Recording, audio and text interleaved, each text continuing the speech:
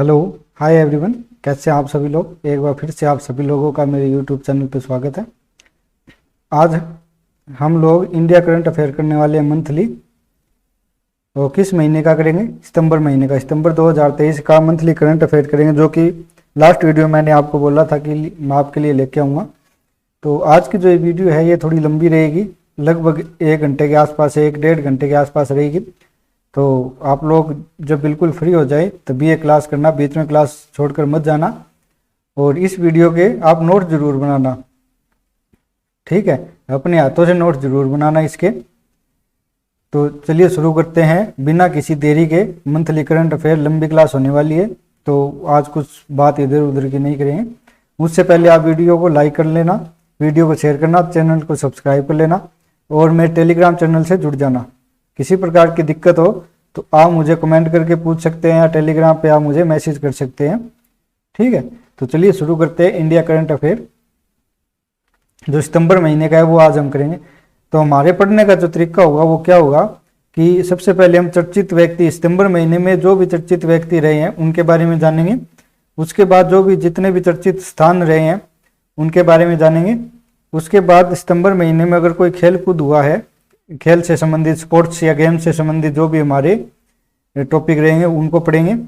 और उसके बाद जो भी कोई घटनाएं मिसलेनियस बच गई होगी, छोटी मोटी घटनाएं जो इंपॉर्टेंट रहेगी एग्जाम के पॉइंट ऑफ व्यू से, तो वो सारी चर्चा, वो सब कुछ टॉपिक मैं आपके लिए लेके आया हूँ। तो आप लोग शांति से ये क्लास देखिएगा और इसके नोट्स जरूर बनाना। नोट्स आपके रिवीजन के काम आएंगे, नोट्स आपके रिवीजन के काम आएंगे। बिना रिवीजन के आप कोई भी एग्जाम क्रैक नहीं कर सकते। करंट अफेयर मोस्ट इंपॉर्टेंट रहता है, हर एक एग्जाम में पूछा जाता है। इंडिया करंट अफेयर है, आपका कोई भी एग्जाम हो वहां पर यहाँ से क्वेश्चन जरूर आएंगे, ठीक है?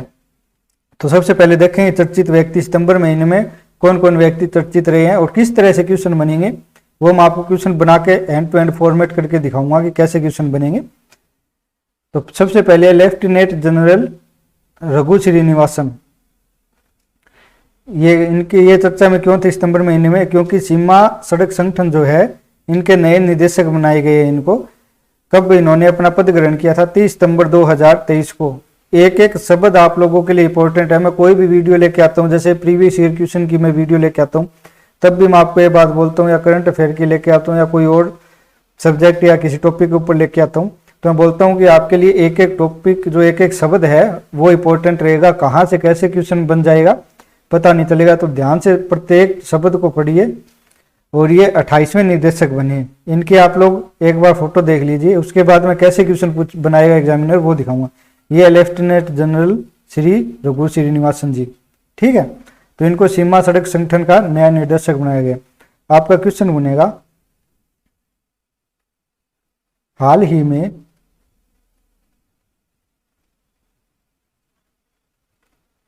सीमा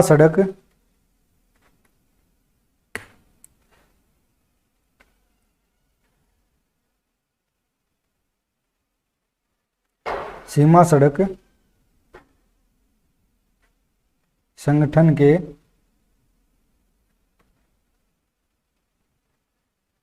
निदेशक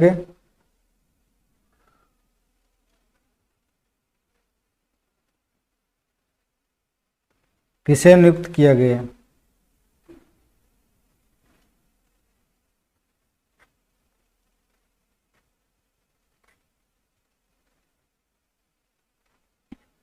किसे नियुक्त किया गया, ठीक है? आपको 4 ऑप्शन मिलेंगे। तो उन 4 ऑप्शन में आपका एक नाम होगा लेफ्टिनेंट जनरल रघु श्रीनिवासन,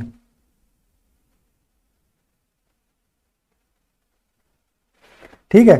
दूसरा क्वेश्चन जो बन सकता है वो क्या बनेगा? वो इस तरह से बनेगा कि हाल ही में सीमा सड़क संगठन के नए निदेशक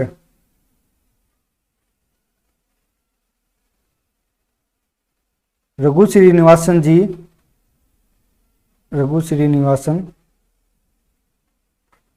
ने कब अपना पद ग्रहण किया, ठीक है। इसी तरह आपको 4 ऑप्शन मिलेंगे। अगर एग्जामिनर को ज़्यादा ट्रिकी क्वेश्चन बनाना हो तो वो क्या करेगा, 27 सितंबर 2023, 28 सितंबर 2023, 29 सितंबर 2023 या फिर 30 सितंबर 2023। तो इस तरह से आपको 4 ऑप्शन दे देगा और ट्रिकी क्वेश्चन बना सकते हैं। तो ये क्वेश्चन नहीं बन सकते। अगले क्रम, उनका क्रम पूछ सकते हैं कि वो कौन से क्रम के, तो 28वें बने हैं अभी निर्देशक, ठीक है। इनसे पहले 27 और बन चुके हैं। आप एक काम करना, अब आपका होमवर्क क्या रहेगा, क्योंकि बिना होमवर्क पढ़ाई करने से कोई मतलब नहीं। हम स्कूल में पढ़ते थे तब क्या करते थे, होमवर्क किया करते थे, ठीक है, तभी हमारे अच्छे नंबर आते थे स्कूल में। तो अब आप ये बताना, होमवर्क रहेगा यहीं पे आपको नोट्स में अपडेट करना है, जो 27वें निर्देशक है वो कौन थे।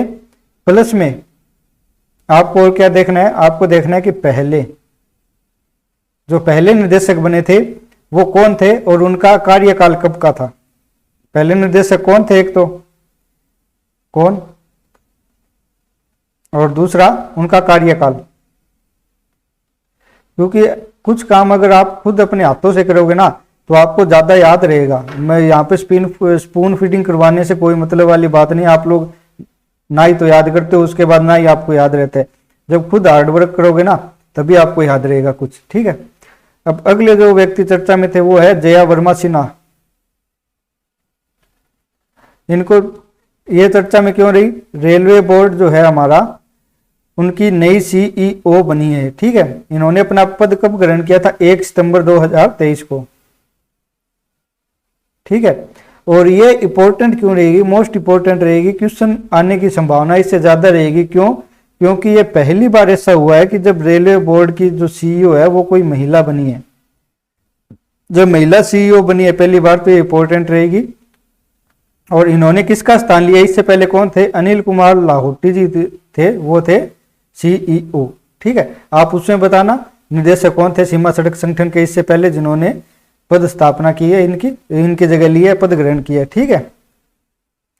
ये महिला सीईओ पहली बनी है तो इंपॉर्टेंट रहेगी। क्वेश्चन यहां पर कैसा बनेगा, क्वेश्चन 2 तरह से बन सकते हैं इसमें। हाल ही में जया वर्मा सिन्हा चर्चा में क्यों थी। पहला क्वेश्चन तो बनेगा इस टाइप का, ठीक है। तो आपको बताना हुआ, उसमें 4 ऑप्शन दिए हुए मिलेंगे आपको, उसमें मिलेगा कि रेलवे बोर्ड की नई सीईओ बनी है, ठीक है। एक और क्वेश्चन बन सकता है, वो किस तरह से बनेगा कि रेलवे बोर्ड की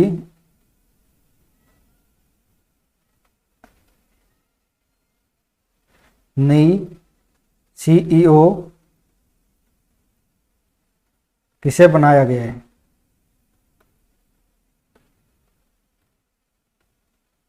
ठीक है, फिर से आपको 4 स्टेटमेंट मिलेंगे, उनमें एक नाम रहेगा जया वर्मा जी का, तो आप इनको क्लिक करना, आपका आंसर सही हो जाएगा। ये मैं आपको बता रहा हूँ मोस्ट इंपोर्टेंट रहेगा, पहली महिला सीईओ बनी है इसलिए। और आपको पता ही होगा जो वर्तमान सरकार है वो महिला सशक्तिकरण की वो कुछ ज्यादा ही ध्यान दे रही है, तो ऐसे क्वेश्चन बनने की संभावना बहुत ज्यादा होती है। एक एक शब्द आप लोग याद रखना इसका, इसके प्रॉपर नोट जरूर बनाना, ठीक है।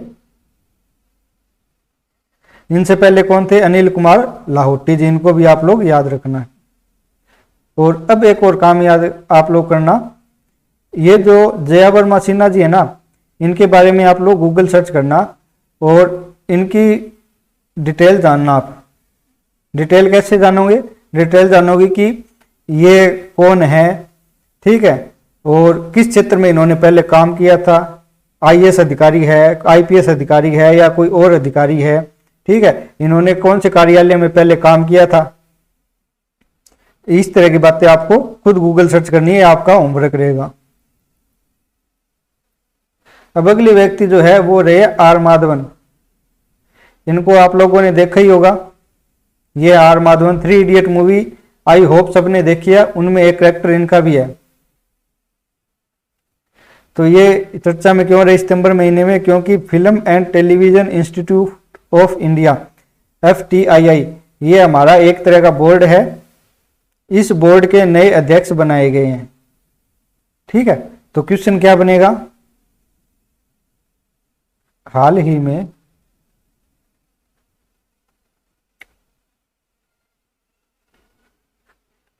फिल्म एंड टीवी इंस्टीट्यूट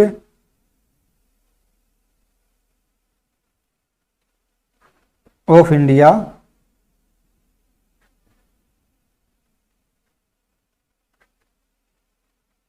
के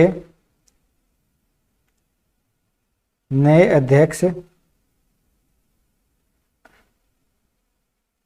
किसे बनाया गया है? किसे बनाया गया है? ठीक है, आपको ऑप्शन मिलेगा शेखर कपूर, R माधवन,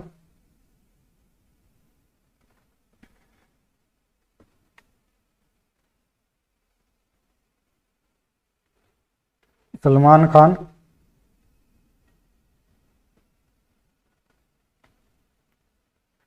कार्तिक आर्यन। ठीक है, इस तरह से आपको 4 ऑप्शन मिलेंगे, आपको बताना है कौन सा होगा इसमें सही। R माधवन को नया अध्यक्ष बनाया गया। इन्होंने किसका स्थान लिया था? इनसे पहले कौन थे? शेखर कपूर जी थे। ठीक है, इन्होंने इसका स्थान लिया, शेखर कपूर का। अब ये है मोस्ट इंपॉर्टेंट रहेगी आपके लिए ये न्यूज, मोस्ट इंपॉर्टेंट। मैं बोलूंगा आपको एक क्वेश्चन यहां से देखने को जरूर मिलेगा। रामनाथ कोविंद जी है वो भी चर्चा में रहे थे। ये कौन है? हमारे भारत के पूर्व राष्ट्रपति जी है, अभी हाल फिलहाल में द्रौपदी मुर्मू है राष्ट्रपति। इनसे पहले कौन थे? रामनाथ कोविंद जी। ये क्यों चर्चा में रहे थे? अभी केंद्र सरकार ने एक समिति बनाई है, एक देश एक चुनाव समिति।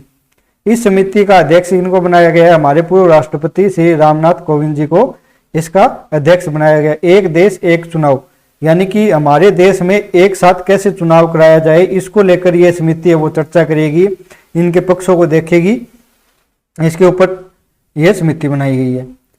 तो 1 सितंबर 2023 को लोकसभा और सभी विधानसभा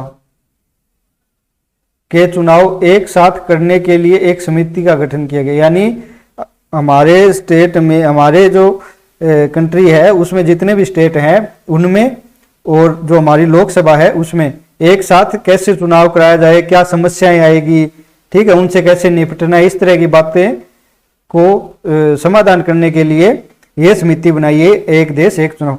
इनके अन्य सदस्य है वो भी जान लेते हैं, पूछा जा सकता है मिलान में कि हाल फिलहाल में एक देश एक चुनाव समिति के सदस्य कौन है। तो अमित शाह गृह मंत्री है हमारे, वो इनके सदस्य। अधीर रंजन चौधरी लोकसभा में सबसे बड़े दल के विपक्षी दल के नेता है। ठीक है, गुलाम नबी आजाद पूर्व नेता प्रतिपक्ष है राज्यसभा के। एनके सिंह पूर्व अध्यक्ष 15वां वित्त आयोग के हैं। सुभाष कश्यप जी पूर्व महासचिव लोकसभा के हैं। हरीश साल्वे जी सीनियर अधिवक्ता है, एडवोकेट है, सीनियर एडवोकेट। संजय कोठारी जी पूर्व मुख्य सतर्कता आयोग, ठीक है, सतर्कता आयोग के पूर्व अध्यक्ष है। और कानून मंत्री जो है हमारे अर्जुन राम मेघवाल जी इस समिति के स्थायी आमंत्रित सदस्य है, यानी इनको बुलाया गया है कि आप परमानेंट आएंगे जब भी आपको बुलाया जाएगा। और विधिक कार्य विभाग के जो सचिव होंगे, जो नितिन चंद्र जी है फिलहाल में, वही इस समिति के सचिव होंगे। एक देश एक चुनाव जो समिति है इसके सचिव कौन होंगे? नितिन चंद्र जी। ये के कहाँ के सचिव है? ये है विधिक कार्य विभाग के सचिव है। ये है हमारे पूर्व राष्ट्रपति रामनाथ कोविंद जी। अब क्वेश्चन क्या बनेगा? क्वेश्चन ऐसा बनेगा, हाल में चर्चा में रहने वाली समिति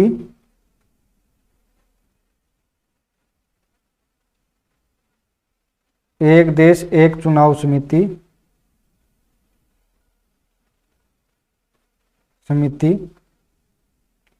के सदस्य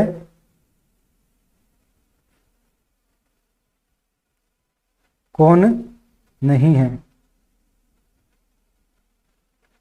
ठीक है, आप लोग इस शब्द पे जरूर ध्यान करना। एक क्वेश्चन को 2 बार पढ़ना कि उसने पूछा क्या है, कौन सदस्य है वो पूछा या कौन सदस्य नहीं है वो पूछा। ठीक है, तो आपको ऐसे 4 स्टेटमेंट या 5 स्टेटमेंट कुछ भी मिल जाएंगे। पहला मिलेगा कि अमित शाह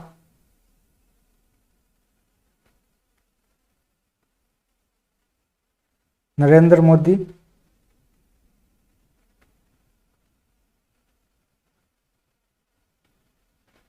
राजनाथ सिंह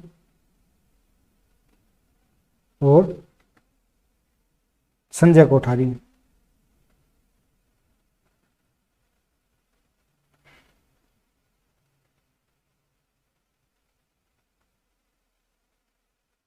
ठीक है, उसके बाद आपको कूट ऐसे मिलेगा कूट, फिर आपको मिलेगा ए होगा ए बी, दूसरा आपको मिलेगा बी और सी, तीसरा आपको मिलेगा ए बी सी और चौथा आपको मिलेगा बी सी और डी। इस तरह से आपको कूट मिलेंगे। तो कौन कौन है, अमित शाह और संजय कोठारी जी इसके सदस्य है, बाकी ये दोनों सदस्य नहीं है। तो ऑप्शन में आपको क्या में दिया हुआ है, ए डी और बी और डी। आपको ऑप्शन में क्या दिया हुआ है, नहीं पूछा गया है। ठीक है, तो कौन होंगे, बी और सी। नरेंद्र मोदी और राजनाथ सिंह जी इसके सदस्य नहीं है, तो आपका कौन सा स्टेटमेंट सही हो जाएगा, बी ऑप्शन 2। ठीक है, अगर नहीं होता इसमें यह पूछता कि हाल ही में चर्चा में रहने वाली समिति एक देश एक चुनाव समिति के सदस्य कौन है, तो आपके ए और डी वाला जो ऑप्शन है वो सही होता है। ठीक है, तो ये जो छोटी छोटी गलतियां वो हम एग्जाम में कर जाते हैं, जो कि हमें नहीं करनी चाहिए। एक बार फिर से आप लोग इनके सदस्यों को देख लीजिए कौन कौन है। रामनाथ कोविंद जी तो है ही इनके अध्यक्ष, उसके अलावा अमित शाह, अधीर रंजन चौधरी, गुलाम नबी आजाद, एनके सिंह, सुभाष कश्यप, हरीश सावले, संजय कोठारी, अर्जुन राम मेघवाल इसके स्थायी आमंत्रित सदस्य और इसके सचिव नितिन चंद्र जी।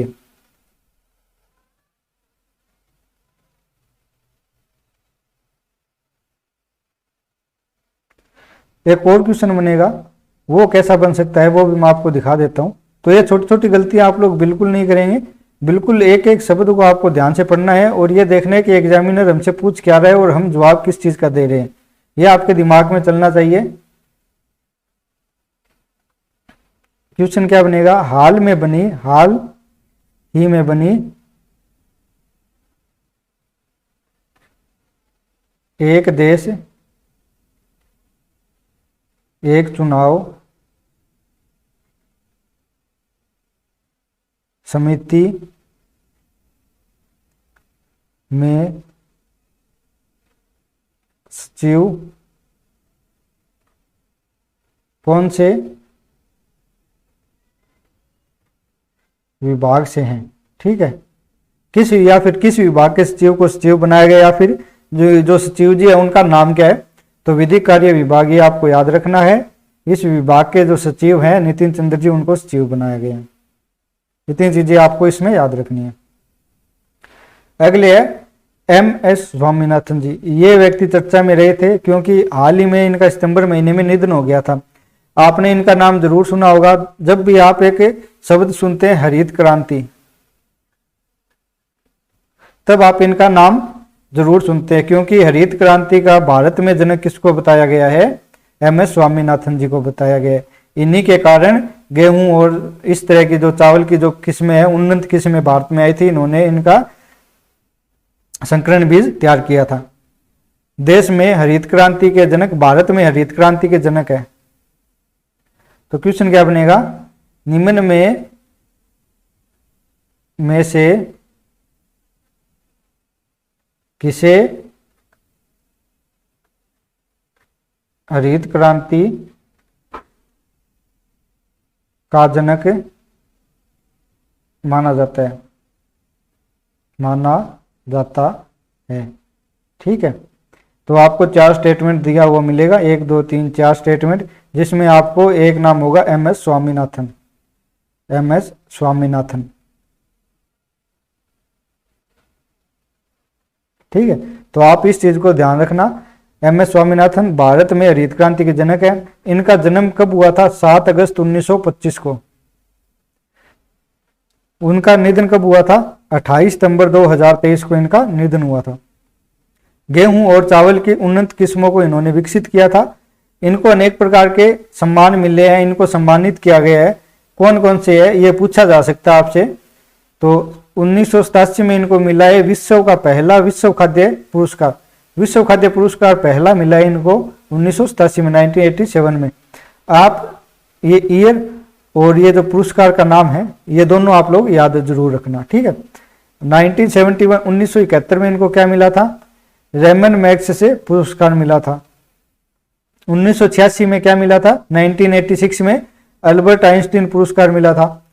1963 1963 में पद्मश्री, 1972 1972 में पद्म भूषण और 1981 1981 में पद्म विभूषण से इनको सम्मानित किया गया था।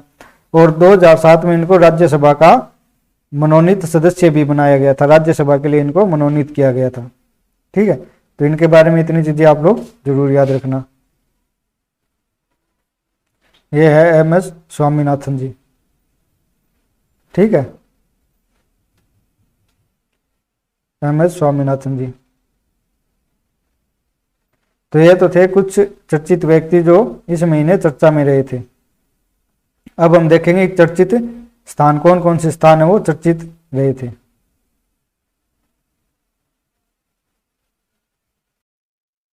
चर्चित स्थानों में देश का पहला ओपन म्यूजियम पार्क है। ये जो पहला चर्चा में रहा था, देश का पहला है, इसलिए आपके लिए मोस्ट इंपॉर्टेंट रहेगा। मैंने आपको प्रीवियस ईयर क्वेश्चन जब करवाए थे वो आप लोग जरूर देखना। उसमें मैंने आपको बहुत सारे क्वेश्चन ऐसे दिखाए हैं कि जो भी पहली घटना होती है उसके बारे में एग्जामिनर क्वेश्चन जरूर पूछता है, ठीक है। और मैं प्रीवियस ईयर क्वेश्चन करवाता रहता हूँ, आप वो वीडियो जरूर देखा करें। उसमें आपको ये पता चलेगा कि जो एग्जामिनर की थिंकिंग होती है वो क्या होती है, उसमें किस तरह से जो एग्जामिनर है वो क्वेश्चन पूछेगा, हमें कैसे इसकी तैयारी करनी चाहिए, क्या हमें छोड़ना चाहिए, ये चीज हमें प्रीवियस ईयर क्वेश्चन से पता चलती है, ठीक है। तो आप लोग प्रीवियस ईयर क्वेश्चन जरूर करना। तो देश का पहला ओपन म्यूजियम पार्क शहीदी पार्क। इससे पहले आप लोग एक काम करना, ये जो मैंने हरित क्रांति यहाँ पे आपको बताई है, यहाँ पर आप लोग एक होमवर्क करना अपना।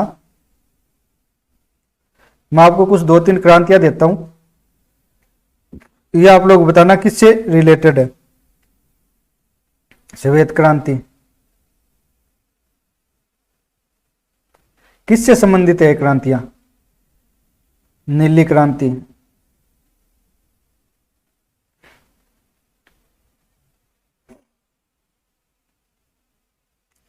स्वर्ण क्रांति,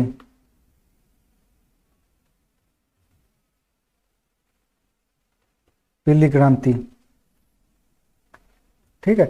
आप लोग इन 4 क्रांतियों के बारे में बताना कि ये क्रांतियां किस क्षेत्र से रिलेटेड है। जैसे कि हरित क्रांति है वो फसलों से संबंधित हो गई, गेहूं की उन्नत किस्में लेके आए थे तो उनसे संबंधित हो गई। वैसे ही श्वेत क्रांति किससे संबंधित है, नीली क्रांति किससे संबंधित है, इस तरह की चीजें आप बताना।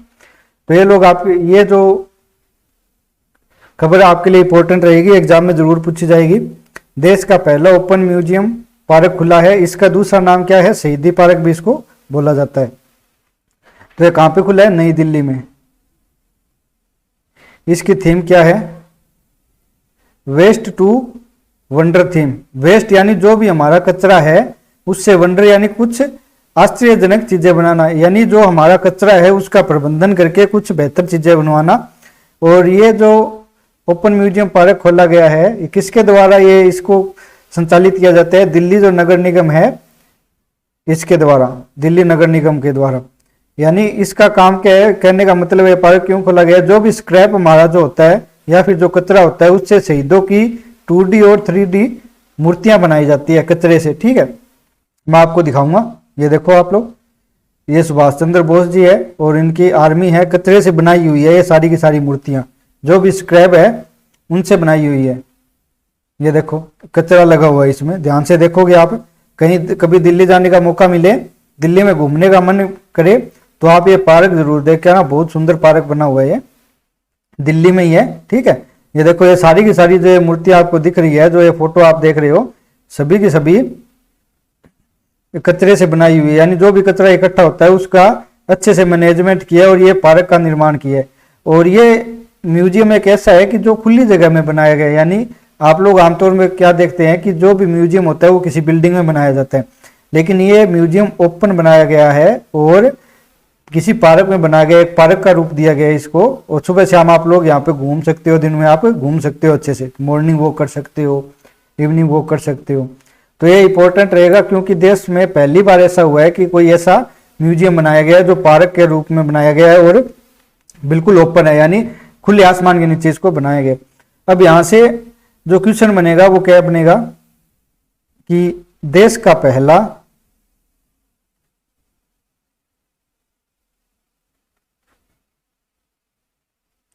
शहीदी पार्क कहां बनाया गया है।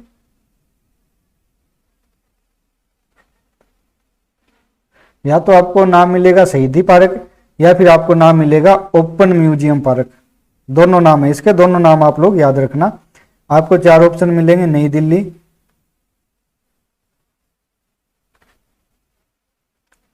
दूसरा है मुंबई, तीसरा है वाराणसी, चौथा है जयपुर। इन 4 शहरों में कहां पर बनाया गया है, तो नई दिल्ली में बनाया गया।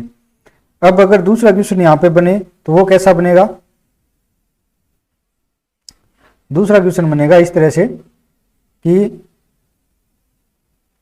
देश में बनाए गए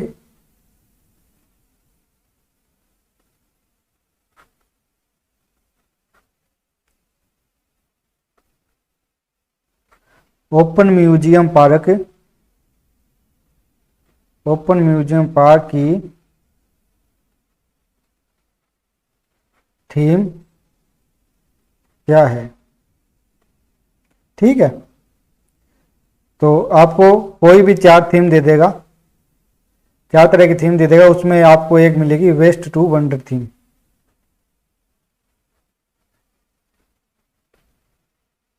वेस्ट टू वंडर थीम, और बाकी जो 3 देगा वो इसी से रिलेटेड होगी, लमसम इससे मिलती जुलती मिलेगी आपको कंफ्यूज करने के लिए। ठीक है, तो ऐसे क्वेश्चन बनेंगे, ऐसे क्वेश्चन बनेंगे।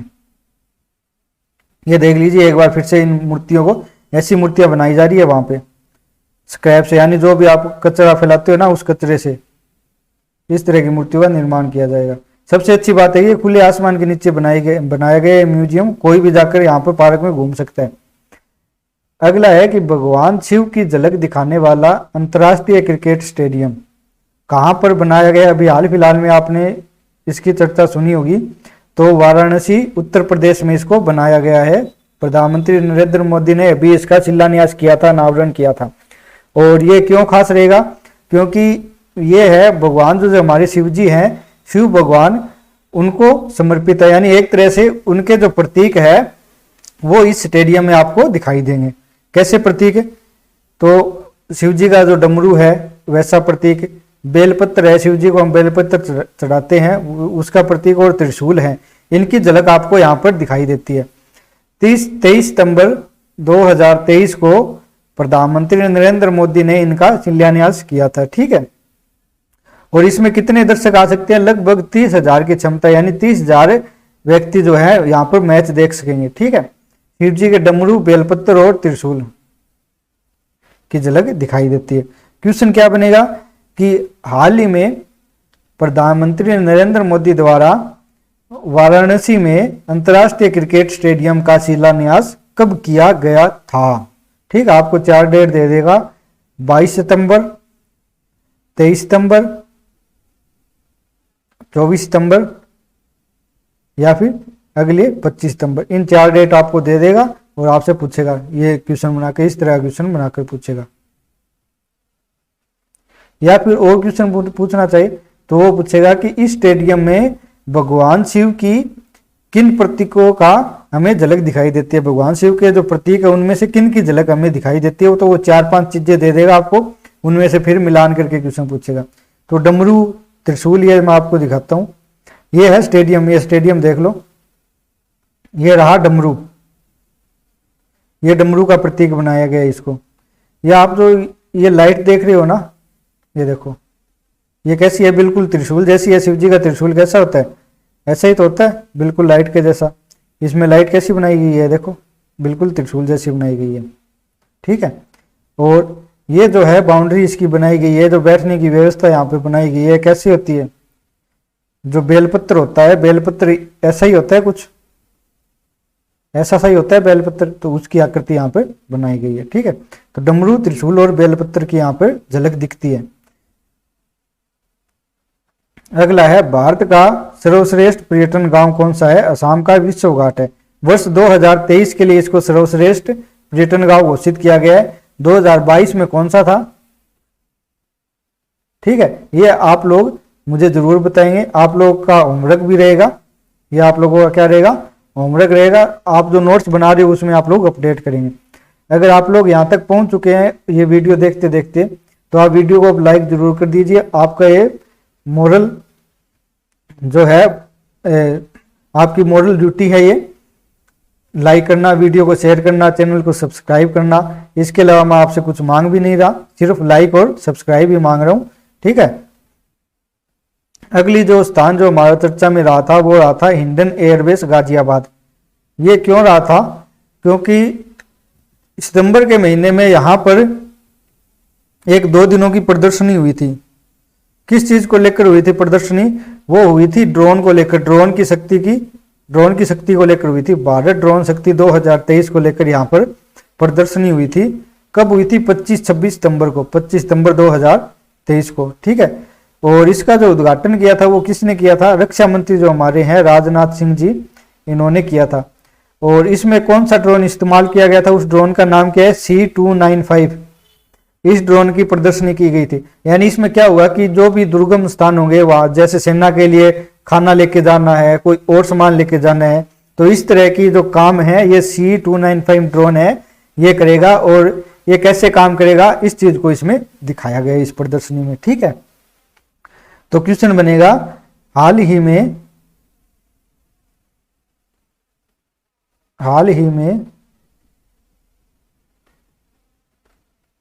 भारत ड्रोन शक्ति प्रदर्शन कहाँ किया गया था, ठीक है। तो गाजियाबाद उत्तर प्रदेश, हिडन एयरबेस जो है वहां पर इसका किया गया था, ठीक है, प्रदर्शन। ये क्यों किया गया ये मैंने आपको बता दिया कि सेना से जो भी चीजें जो इंपॉर्टेंट रहती है, जैसे खाना पीना हो गया या उनके कुछ और काम हो गए, जहां पर मतलब आसानी से पहुंच होना बहुत मुश्किल है, उस जगह पर ड्रोन को भेजा जाएगा जिससे कि जल्दी काम हो सके। उनको किसी सामान की जरूरत है, जैसे खाना खत्म हो गया अचानक ही, तो क्या करेगा, ड्रोन वहां पर खाना पहुंचाएगा। या फिर जैसे कोई इंपॉर्टेंट डाक वगैरह आ गई, कुछ और आ गया, ठीक है, उनकी ड्रेसेस वगैरह हो गई, किसी की खराब हो गई तो देनी हो, या फिर नया कोई सामान है, किसी प्रकार का कोई हथियार आया है वो पहुंचाना हो, उन दुर्गम स्थानों में जहां पर जो इंसान का पहुंचना बहुत ज्यादा कठिन हो जाता है, यानी उसको टाइम लगेगा, टाइम टेकिंग जो जगह होगी वहां पर ड्रोन से काम होगा। इस ड्रोन का नाम आप लोग जरूर याद रखना, C295। और एक क्वेश्चन कैसे बन सकता है, हाल ही में चर्चा में रहने वाला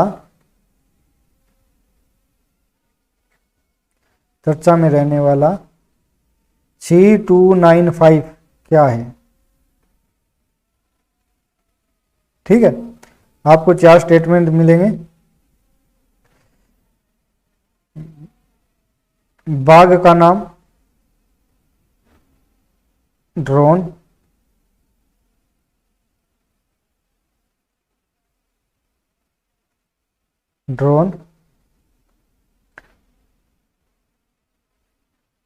नासा द्वारा छोड़ा गया उपग्रह,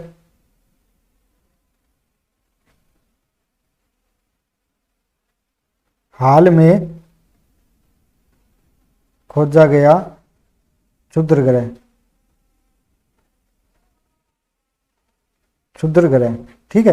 तो ऐसे आपको 4 स्टेटमेंट मिलेंगे। तो ये क्या है, C295 एक ड्रोन है। तो एक एक शब्द आपके लिए इंपॉर्टेंट रहेगा। फिर आप ये मत बोलना कि सर एग्जाम में कहाँ से आया, हमने तो पढ़ा ही नहीं। तो आपको मैंने ऐसे फॉर्मेट में दे दिया है। अब आप लोग ध्यान रखना कि एक एक शब्द किस से रिलेटेड है। C295 आ गया तो हमने पढ़ा था ये ड्रोन वाला टॉपिक, जब हमने पढ़ा था तो उसमें पढ़ा था हमने C295 के बारे में। तो हाँ, ये ड्रोन से रिलेटेड होगा। तो ऐसे कैसे भी एग्जामिनर घुमा फिरा के क्वेश्चन आपको दे सकता है, तो आप लोग ध्यान से देखना इनको। अगला है, देश की पहली हाइड्रोजन फ्यूल सेल बस जो है वो लॉन्च हो चुकी है। ठीक है, तो ये आपके लिए मोस्ट इंपॉर्टेंट रहेगी। क्यों मोस्ट इंपॉर्टेंट रहेगी? क्योंकि पहली बस आई है। ठीक है, कहां पर? नई दिल्ली में। क्वेश्चन क्या बनेगा? हाल ही में देश की पहली हाइड्रोजन फ्यूल सेल बस को कहां से लॉन्च किया गया? 4 स्टेटमेंट वैसे ही दे देगा। नई दिल्ली में, उत्तर प्रदेश में, महाराष्ट्र में, कर्नाटक में, ऐसे 4 स्टेटमेंट कुछ भी दे सकते हैं। तो कहां पे? नई दिल्ली में। नई दिल्ली में भी अगर स्पेसिफिक जगह पूछ ले तो जो इंडिया गेट है, इंडिया गेट के सामने आपको पता होगा कि कर्तव्य पथ है, वहां से इसको शुरू की गई है। कब की गई है?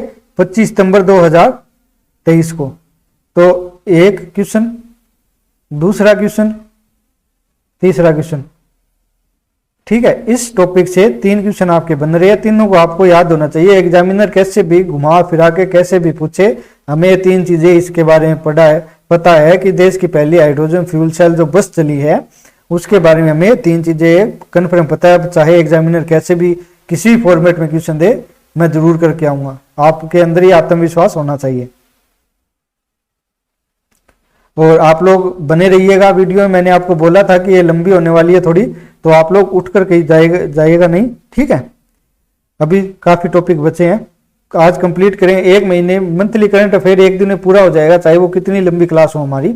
आप लोग रोक रोक कर बीच बीच में पढ़ सकते हैं, वो आपकी इच्छा है। ठीक है, लेकिन नोट जरूर बनाने हैं। अगर आप रोक भी रहे हो बाद में नोट्स बना लेना, लेकिन नोट जरूर बनाने हैं। जो मैं होमवर्क देता हूँ आपको, वो आपको अपने नोट्स में अपडेट करना है साथ ही साथ में वो होमवर्क। ठीक है, इन्हीं नोट्स में अपडेट करना है एंड टू एंड, और मुझे कमेंट करके भी बताना है कि क्या होगा। अगला जो है वो है 54वां टाइगर रिजर्व। ये कहां पर नया टाइगर रिजर्व घोषित किया गया? मध्य प्रदेश में। मध्य प्रदेश, वीरांगना दुर्गावती टाइगर रिजर्व, मध्य प्रदेश में ये टाइगर रिजर्व है। इसको हाल ही में 54वां टाइगर रिजर्व घोषित किया गया है, तो ये आपके लिए इंपॉर्टेंट रहेगा। और मध्य प्रदेश में अब टोटल कितने टाइगर रिजर्व हो चुके हैं? 7। ये 7वां है। तो कुल कितने हो चुके हैं मध्य प्रदेश में?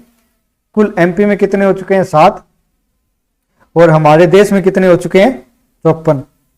ठीक है, आप एक काम करना, यहां पर नोट्स में अपडेट करना, पहला टाइगर रिजर्व कौन सा था। ठीक है, 54वां मैंने बता दिया अभी, वह वीरांगना दुर्गावती टाइगर रिजर्व मध्य प्रदेश में। आप लोग 53वां बताना कौन सा था। ठीक है, और बाकी जो ये 7 जो MP में जो ये 7 हुए हैं, ये 7 तो आप नोट्स में अपने अपडेट कर लेना। ठीक है, कौन कौन से मध्य प्रदेश में टाइगर रिजर्व।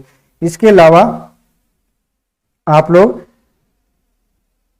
राजस्थान में कौन कौन से टाइगर रिजर्व है, कितने हैं, वो भी आप लोग अपडेट करना।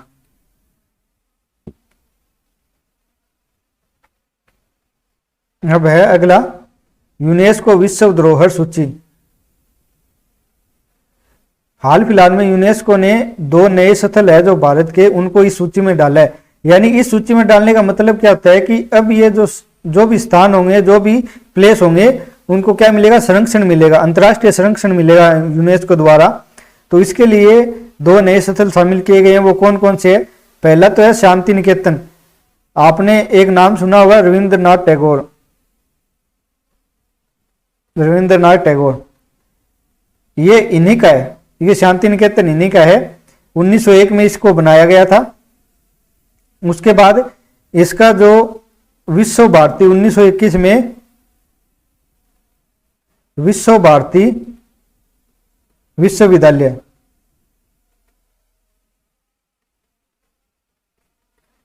शांति निकेतन को क्या बना दिया गया? विश्व भारती विश्वविद्यालय इसको बना दिया गया। ठीक है, दूसरा है आपका होयसल मंदिर कर्नाटक। तो ये 2 जो स्थल हैं, इनको यूनेस्को ने अपनी सूची में शामिल कर लिया है। अब इनको अंतर्राष्ट्रीय रूप से संरक्षण मिलेगा इन दोनों स्थलों को। यानी यहाँ पर जो भी आपको काम करना होगा वो यूनेस्को करेगा, यानी यूनेस्को इसमें पैसे लगाएगा, वो इन्वेस्ट करेगा, इनको बचाएगा, इन स्थलों को, दोनों को। भारत में कुल कितनी साइट हो गई है जो यूनेस्को ने सूचीबद्ध की है? तो टोटल 42 साइट। आप लोग ये बताना कि पहली इसमें कौन सी है, आप अपने नोट्स में अपडेट करना पहली साइट कौन सी है, ठीक है।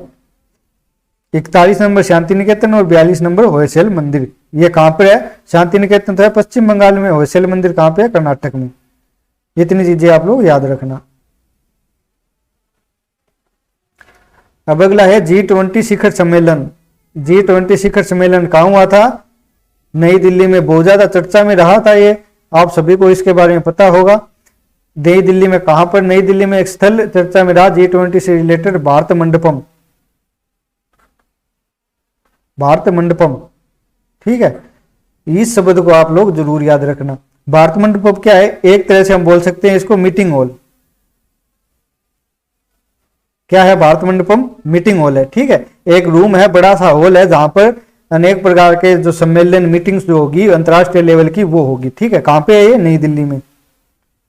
G20 का शिखर सम्मेलन कब हुआ था? 9 और 10 सितंबर 2023 को शिखर सम्मेलन हुआ था, और भारत मंडपम में हुआ था। नई दिल्ली में स्थित है भारत मंडपम।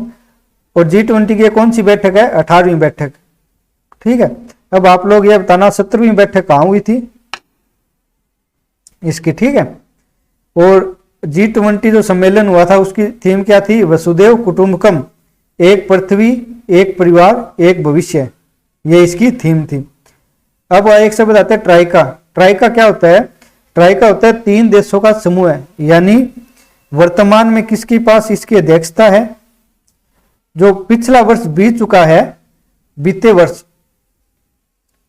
वर्ष में किसके पास अध्यक्षता थी, और भविष्य में आने वाले वर्ष में किसके पास अध्यक्षता इसकी होगी?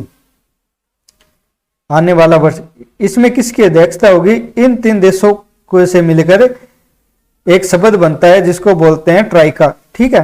तो जो 17वीं बैठक हुई थी वो हुई थी इंडोनेशिया में 2022 में,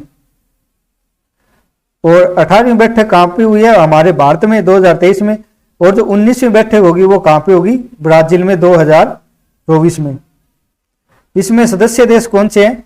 भारत, अमेरिका, चीन, जापान, जर्मनी, रूस, France, Britain, Italy, Canada, Brazil, Australia, Indonesia, Saudi Arab, दक्षिण Africa, Turkey, Mexico, Korea, Argentina, European संघ।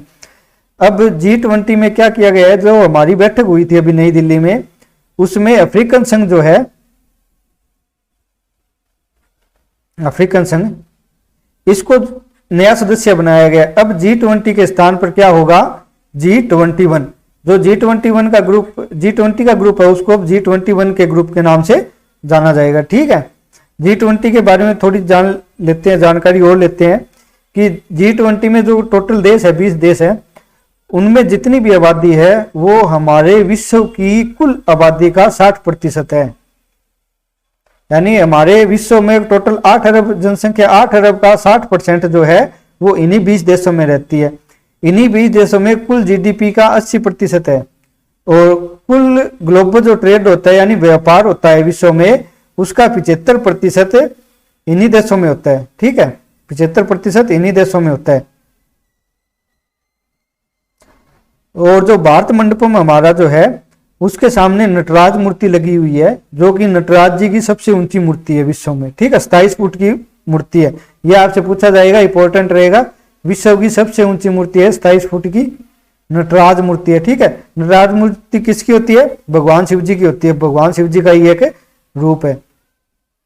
आपने देखा होगा कि जब प्रधानमंत्री मोदी अन्य देशों के राष्ट्राध्यक्षों से मिल रहे थे तो वो एक पीछे अपने बैकग्राउंड में एक चक्कर दिखा रहे थे, ठीक है, पहिया दिखा रहे थे गोल। वो पहिया क्या था? वो है कोणार्क चक्र। ओडिशा में सूर्य मंदिर है, उस सूर्य मंदिर में रथ है, उस रथ का चक्कर दिखा रहे थे। आपने ध्यान से देखा होगा। और एक रील जो है वो काफी वायरल हो रही थी, इटली के प्रधानमंत्री और हमारे देश के प्रधानमंत्री की, ठीक है। जैसे उनकी शादी करवा के ही मानेंगे पूरे भारत वाले। और काफी चर्चा में रहा था कि इंस्टाग्राम बंद करवाओगे क्या, फेसबुक बंद करवाओगे क्या, यूट्यूब बंद करवाओगे क्या, इतना उनको चर्चा में किया था। तो हाँ, वो जो चक्कर दिखा रहे थे अपने पीछे बैकग्राउंड में, वही चक्कर है कोणार्क चक्कर। ठीक है, उनके बारे में बताया गया है, दीवार के ऊपर बनाई गई थी। अफ्रीकन संघ को इसका नया 21वां सदस्य बनाया गया है। ठीक है, अब G20 को G21 के नाम से जाना जाएगा।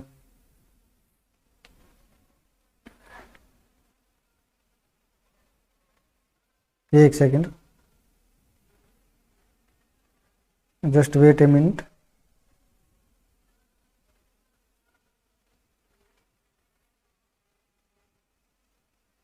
ठीक है, अफ्रीकन संघ को इसका 21वां सदस्य बनाएगा, G20 को G21 के नाम से जाना जाएगा। अब एक शब्द है G7, एक शब्द है G8। ठीक है, G7 है 7 देशों का समूह है, ग्रुप ऑफ 7। G8 है 8 देशों का समूह है, ग्रुप ऑफ 8। तो मैं आपको बता देता हूं, ये है G7। ठीक है, ये है G8। इसमें और सदस्य जुड़ के क्या बन गए, G20। सॉरी, कुछ मिस्टेक हो रही है, अभी पीडीएफ में शायद दिक्कत होगी, तो आप लोग बने रहिएगा, वीडियो में कहीं जाइएगा मत। ठीक है, थोड़ी सी दिक्कत हो गई है इसमें। ये है G7,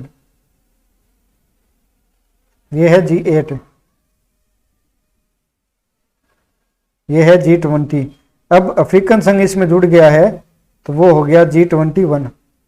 ये क्या है, ये मैं आपको दिखाता हूं। अभी रुकिए, मैं फिर से क्लास स्टार्ट करता हूं, 2 मिनट।